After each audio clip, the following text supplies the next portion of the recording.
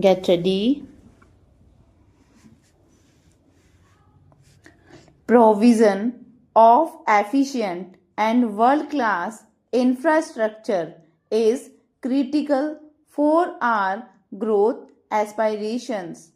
A key issue that bears repetition is the imposition of appropriate user charges necessary to provide adequate returns on investment.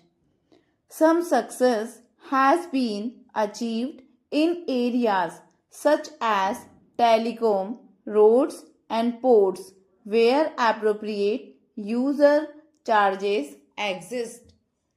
With the tariff rationalization and other bold measures introduced by my colleague, the Minister of Railways, we can expect the railways to serve well the key transportation needs of the country in the years to come.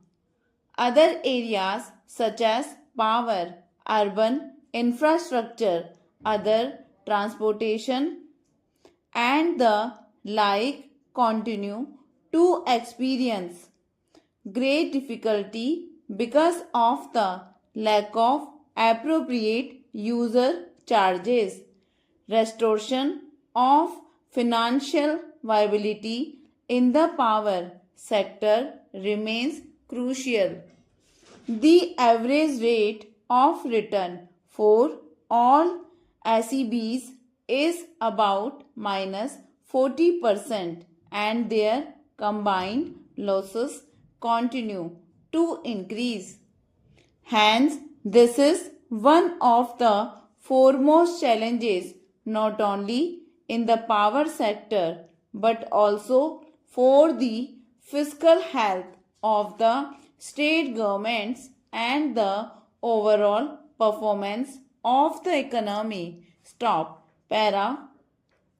In recognition of these severe problems, the Prime Minister held a meeting with state chief ministers on March 3, 2001, while broadly agreeing with the desirability of power sector reforms to achieve commercial viability of state electricity boards.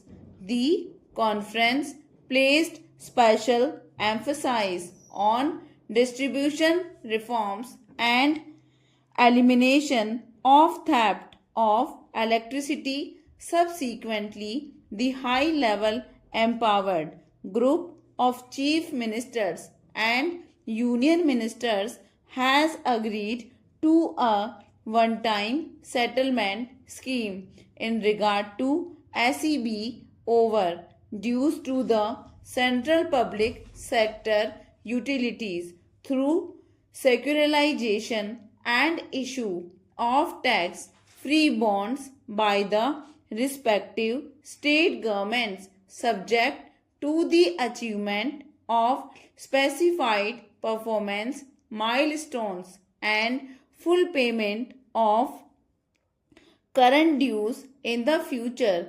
I would urge upon the states to come forward and implement the scheme speedily. The Ministry of Power has already signed memoranda of understanding with 20 states and is expected to complete the exercise with the remaining states soon. To redouble our effort in this direction, APDP is being redesigned as the Accelerated Power Development and Reform Program with an enhanced plan allocation of rupees 3,500 crore for 2002 to 3 up from rupees 1,500 crores this year. Access of the states to the fund will be on the basis of agreed reform programs in the future. Para, I am glad to inform the House that the Prime Minister's National Highway Development Program launched 3 years ago is progressing well. It now promises to achieve a totally new scenario in the road sector. The Golden Quadrilateral will be completed substantially by December 2003, a year ahead of schedule. The north-south and east-west corridors have a length of 7,300 kilometers, of which 716 kilometers have already been four-laned. With the assistance of multilateral funding, other borrowings by the National Highway Authority of India with government guarantee and other innovative financing schemes, the funding for this phase will be fully tied up in 2002-3.